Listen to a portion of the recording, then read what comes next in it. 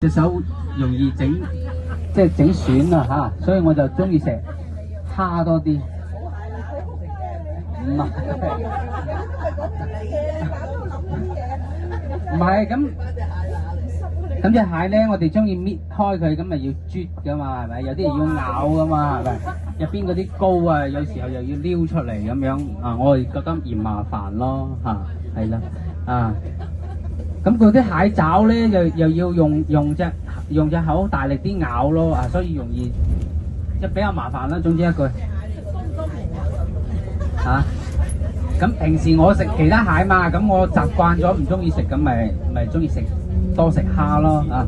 之前有啲朋友跟阿權仔去其他酒店，咁啊喺酒店嗰度食嘢噶嘛，buffet噶嘛啊！咁嗰啲蝦咧，咁啊我係一碟碟攞啊，我就唔係10隻8隻攞嘅，所以一攞翻嚟我又會都係同前面嗰個師兄一齊食嘅咯嚇，係啦啊！我多食蝦，就少食蟹，同埋我就唔食魚嘅。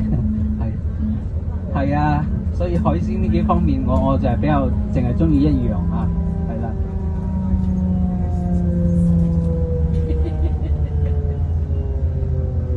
啱啦啊！呢種氛圍輕輕鬆鬆啊，啱啦啊，同大家分享一下我自己嘅飲食習慣啦嚇。